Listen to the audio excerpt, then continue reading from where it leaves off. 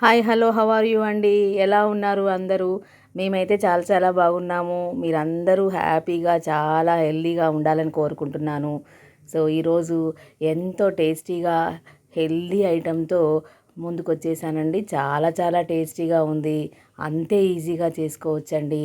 నార్మల్గా మనము ఎగ్స్తోని boiled egg అని, ఎగ్ పొరుటని, ఎగ్ పులుసని ఇలా చాలా చాలా వెరైటీస్ చేసుకుంటాం కదండి. కానీ ఇది డిఫరెంట్ స్టైల్లో ఉందన్నమాట. చాలా టేస్టీగా ఉంది. అదేనండి మన డబల్ అండా ఆమ్లెట్ కర్రీ. సో మంచి రెసిపీ, చాలా ఈజీగా అందరూ ఇష్టపడే అంత చాలా హెల్దీ రెసిపీ. చూసారా ఎంత ఎమ్మీగా ఉందో. సో అంత ఈజీగా చేసుకోవచ్చు. ఇది రైస్లో కానీ, జొన్నన్నంలో కానీ, అలాగే రాగి ముద్దలో కానీ, చపాతీలో కానీ ఎప్పుడంటే అప్పుడు ఒక పావు గంటలో మనం చేసుకునేంత ఈజీగా ఉంటుందన్నమాట. పిల్లలైతే మంచిగా ఇష్టపడి తింటారు. వాళ్ళ బాక్సుల్లోకి మనం పెడితే కనుక ఒక్క మెతుకు కూడా మిగలకుండా చక్కగా తినేస్తారండి. నేను కూడా ఫస్ట్ టైమే చేశాను, కానీ చాలా బాగా వచ్చిందనమాట. సో అది చాలా ఈజీగా ఎలా చేయాలో అనేది మీకు చూపిస్తానండి. సో దీనికి నేను ఒక ఇద్దరి వరకు ఏ విధంగా చేయాలని చూపిస్తున్నాను. దానికి ముందుగా ఒక 2 ఎగ్గులు తీసుకొని కుక్కర్లో వేసుకొని 2 విజిల్లు వచ్చేంత వరకు ఉడికించుకుందాము. ఎగ్స్ అనేవి కుక్కర్లో చాలా ఈజీగా ఉడికిపోతాయండి. జాగ్రత్తగా మనము కుక్కర్ మూత పెట్టేసుకొని ఇవి 2 విజిల్స్ వచ్చేంత వరకు ఉడికించుకుందాము. నేను ఇక్కడ ఈ విధంగా ఇన్ని టమాటాసు, ఒక 2 ఆనియన్స్, 4 మిర్చి తీసుకున్నాను. వీటిని నేను గ్రైండ్ చేసుకుంటున్నానండి. మన బెస్ట్ ఫ్రెండ్ మిక్సీ జార్ వచ్చేసింది కదండి. దాంట్లో నేను ఒక ఆనియన్ని కట్ చేసుకున్నాను ముందుగా. అలా మీడియం పీసెస్ లాగా కట్ చేసుకొని అది గ్రైండ్ అయిపోయిన తర్వాత టమాటాస్ని కూడా మనము కట్ చేసుకొని అలా గ్రైండ్ చేసుకుందాం. మనము పీసెస్ లాగా అంటే కూడా గ్రైండ్ చేసుకుని పేస్ట్ లాగా వేసుకుంటే రెసిపీ చాలా టేస్టీగా వస్తుందన్నమాట. అందుకని నేను గ్రైండ్ చేసుకుంటున్నాను. మిగిలిన టమాటాలన్నీ కూడా ఆ విధంగా గ్రైండ్ చేసుకొని పీసెస్ చేసుకొని గ్రైండ్ చేసుకుందాం.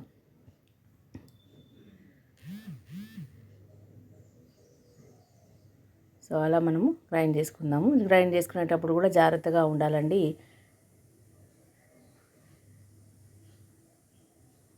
ఇప్పుడు కుక్కర్ విజిల్ వచ్చాయండి. 2 విజిల్లు ఆఫ్ చేసేసుకొని నెమ్మదిగా చల్లారిన తర్వాత విజిల్ తీసుకున్నాకనే మూత తీసి ఎగ్స్ని బయటికి తీసుకొని పెట్టుకోవాలి. మన పేస్ట్ అనేది రెడీ అయిపోయింది కదండి. ఇప్పుడు పొయ్యి మీద గిన్నె పెట్టుకొని స్టవ్ ఆన్ చేసుకొని తగినంత ఆయిల్ వేసుకొని తాలింపు చేసుకుందాము. ముందుగా మిర్చి అలాగే కట్ చేసుకున్న ఆనియన్స్ని చిదిపి వేసుకుందామండి. ఆ మాత్రం ఆయిల్ సరిపోతుంది. నాన్ వెజ్ కాబట్టి కొంచెం ఎక్కువ తీసుకున్నాను యాక్చువల్గా. సో ఆయిల్ అనేది అంత హెల్దీ కాదు కాబట్టి తక్కువగానే వేసుకోవడం మంచిదండి. నెక్స్ట్ ఆనియన్స్ చిదిపి వేసుకుందాము. ఇలా వేసుకున్న తర్వాత అది మగ్గిన తర్వాత పసుపు అలాగే ఫ్రెష్గా పట్టుకున్న ఆనియన్ జింజర్ పేస్ట్ వేసుకుందాము. సో ఈరోజు ఒక విషయం చెప్పదలుచుకున్నానండి. ఏంటంటే అది ఈ జనరేషన్ పిల్లల్లో, ముఖ్యంగా కొత్తగా పెళ్ళైన వాళ్ళల్లో ఏంటంటే అపార్థాలు అనేవి తొందరగా వస్తున్నాయండి వైఫ్ అండ్ హస్బెండ్స్లో. ఏంటంటే నువ్వెంత అంటే నేనెంత, ఇద్దరు కూడా జాబ్ హోల్డర్స్ అయిపోయేసరికి అండర్స్టాండింగ్ అనేది తగ్గిపోయిందండి.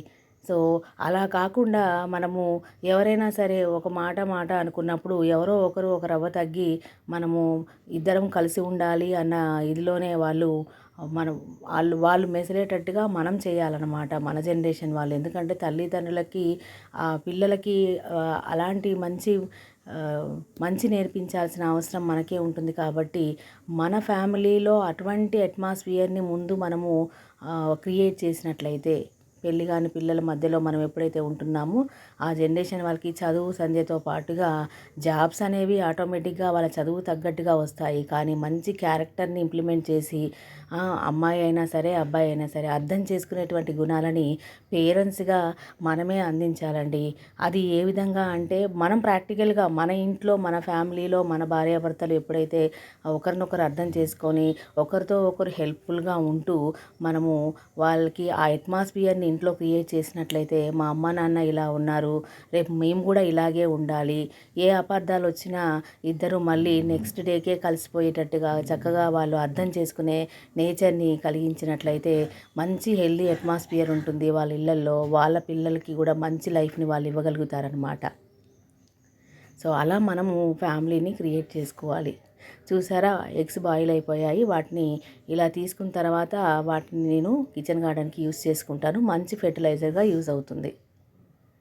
సో ఇందాక తాలింపులో అన్నీ వేసినప్పుడు చూస్తున్నారు కదండి, ఆ పేస్ట్ కూడా వేసుకొని మగ్గించుకొని ఈ ఎగ్ని 2 పీసెస్ లాగా చేసుకుందాము.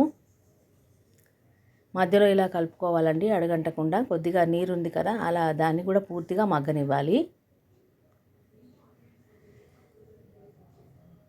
సో మగ్గిపోయింది కదా, దీంట్లో తగినంత కారం వేసుకుందాము. అలా వేసుకున్న తర్వాత మూత పెట్టేసుకొని, మరింత కారమే పడుతుందండి, ఎందుకంటే కొంచెం నాన్ వెజ్ కాబట్టి కారం, ఉప్పు, మసాలా అనేది ఎక్కువ ఉంటేనే మనకి బాగుంటుందన్నమాట టేస్టీగా. కల్లుప్పు వేసుకుంటున్నాను, సరిపోతుంది ఆ మాత్రము. కలుపుకున్నాక మూత పెట్టేసుకొని పక్కన పెట్టుకుందాము. ఇప్పుడు ఒక చిన్న కళాయి తీసుకుందామండి. చిన్న కళాయి ఎందుకంటే ఆమ్లెట్ అనేది మనం వేసుకుంటాం అన్నమాట. ఆమ్లెట్ అనేది ఎలా వేసుకోవాలో చూపిస్తాను, దాంట్లోనే ఉందంతా కిటుకు. సో చిన్నది కొంచెం బాటం తక్కువగా ఉంది, తీసుకున్నాను అనమాట. దాంట్లో మనము ఎగ్స్ని కట్ చేసుకున్నాం కదండి, ముందుగా ఆ ఎగ్ని వేసుకుంటున్నాను. ఒక పీసు ముందు వేసుకొని కొద్దిగా దాన్ని వేపుకుందాము.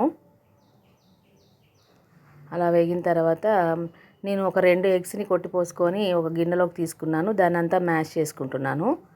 అలా మ్యాష్ చేసుకున్న తర్వాత ఇప్పుడు ఈ ఎగ్ పైన ఈ కొట్టిపోసుకున్నటువంటి ఎగ్ని ఆమ్లెట్ లాగా వేసుకుంటున్నాను అనమాట. సో ఇలా మనము డబల్ అండా ఆమ్లెట్ వేసుకుంటున్నాం కదండి, దాంతోనే మనం కర్రీ చేస్తున్నాం అనమాట. అదే ఉంది, అంతకంటే మించి వేరే స్పెషల్ లేదు. సో నేను ఇంకొక పీస్ కూడా వేసుకుంటున్నాను. 2 మందం అయింది, 2 ఎగ్గులు తీసుకున్నాను కదా ఆమ్లెట్కి. సో ఒక ఎగ్గుని ఈ విధంగా మనం కట్ చేసుకొని వేసుకుంటే బాగుంటుంది. నేను సింగిల్ హ్యాండ్ యూస్ చేస్తాను కాబట్టి కొంచెము టైం పడుతుంది అనమాట.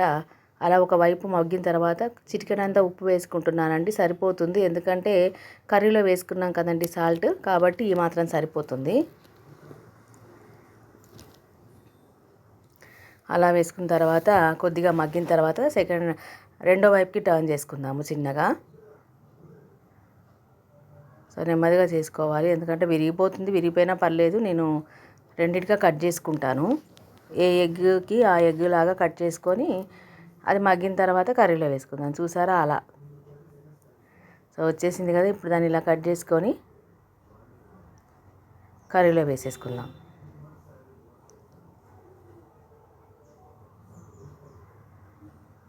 ఇదేంటంటే రొటీన్గా ఎప్పుడు వండే వంటకం కాకుండా ఇలా వేస్తే ఏంటంటే పిల్లలు ముఖ్యంగా ఎప్పుడు స్పెషల్ అడుగుతూ ఉంటారు. ముఖ్యంగా రెస్టారెంట్ స్టైల్ అని, దాబా స్టైల్ అని, ఎప్పుడు ఇలాగే చేస్తావా అమ్మా అని అడుగుతారు కదండి. అందుకని వీళ్ళకి ఏంటంటే డిఫరెంట్గా ఇలా చేస్తే ఏంటంటే మంచిగా ఇష్టంగా తింటారు. మనం ఏం చేసినా, ఎంత సంపాదించినా ఫుడ్ అనేది కడుపు నిండా తినటం కోసమే కదండి. కాబట్టి పిల్లలకు నచ్చిన విధంగా ఇలా చేసామనుకోండి, వాళ్ళు హ్యాపీగా తింటారు, మనం హ్యాపీగా ఉంటాం. ఎందుకంటే పెరిగే పిల్లలకి అన్ని ఇంగ్రీడియంట్స్ అందించవలసిన బాధ్యత తల్లిగా మందే కాబట్టి ఇలా మనము కొత్తగా ట్రై చేస్తే బాగుంటుంది. అప్పుడప్పుడు మనం చెప్పినట్టు విన్నా మిగతా రోజుల్లో వాళ్ళు చెప్పినట్టు కూడా మనం వినాలి కదండి. స్పెషల్గా చేస్తే మా అమ్మ ఏదో చేసింది రెసిపీ బాగుంది కదా అనేసి అనుకుంటారు. అలా వేసేసుకున్నాను. నెక్స్ట్ ఇంకొకటి కూడా ప్రిపేర్ చేసుకుందాం మిగిలిన ఎగ్తో. ఇప్పుడు 2 పీసెస్ని వేసుకొని మిగిలినటువంటి ఆ కొట్టిపోసిన ఎగ్ని దీంట్లో పోసేసుకుంటాను. కొద్దిగా ఆయిల్ సరిపోతుందండి, ఆయిల్ అనేది ఎక్కువగా యూస్ చేయొద్దు. తెలుసు కదండి ఆయిల్ ఏమీ మంచివి కాదని, మనకి లేకుండా అయితే వంట చేయలేము. సో మీడియంగా లైట్గా యూస్ చేస్తే సరిపోతుంది. ఆల్రెడీ నేను కర్రీలో వేశాను కదా. సో ఇప్పుడు అలా దానిపైన కొట్టిపోసుకున్నటువంటి ఎగ్ని పోసుకుందాం ఇప్పుడు. సో అది మగ్గిన తర్వాత రెండో వైపుకి టర్న్ చేసుకుందాం. కొద్దిగా సాల్ట్ వేసుకుంటాము,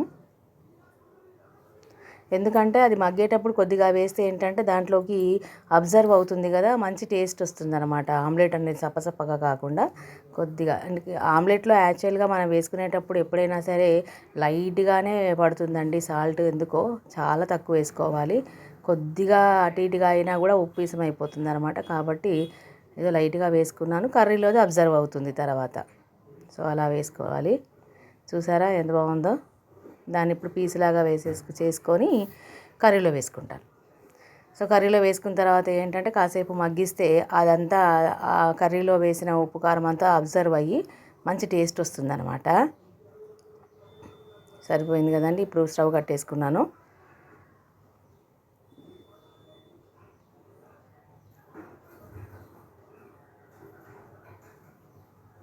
ఇప్పుడు గిన్నెకి దగ్గరగా పెట్టుకొని వేసుకుంటున్నాను. అలా వేసుకున్నాక కాసేపు మగ్గిన తర్వాత రెండో వైపుకి టర్న్ చేసుకుందాం. సో ఎంతో టేస్టీగా ఉండేటువంటి డబల్ అండా ఆమ్లెట్ కర్రీ రెడీ అయిపోయిందండి.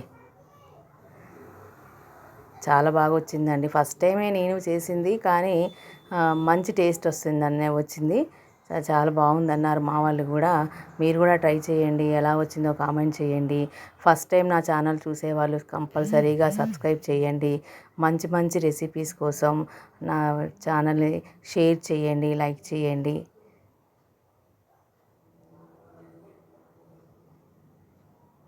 మరిన్ని హెల్తీ రెసిపీస్ కోసం నా ఛానల్ని ఎప్పుడు కూడా వాచ్ చేస్తూ ఉండండి. లాస్ట్లో మన మసాలా పౌడర్ అండి. సో అది లేకపోతే కర్రీ టేస్ట్ అనేది ఇంప్రూవ్ అవ్వదండి. కాబట్టి దాన్ని వేసుకుంటున్నాను. సో రెండో వైపు టర్న్ చేసుకున్నాం. అటువైపు కూడా ఒక్క నిమిషం మగ్గితే సరిపోతుంది. సో ఎంతో టేస్టీగా ఉండేటువంటి డబల్ అండా ఆమ్లెట్ కర్రీ రెడీ అయిపోయిందండి. సో ఎంతో ఓపిక్గా నా ఛానల్ని చూస్తూ రెసిపీని ఎంజాయ్ చేస్తూ ట్రై చేస్తున్న వాళ్ళందరికీ కూడా స్పెషల్ థ్యాంక్స్ అండి. Thank you for watching. We will meet again with another new recipe. So మంచి హెల్తీ రెసిపీస్ కోసం చూస్తూనే ఉండండి నా channel. Thank you for watching.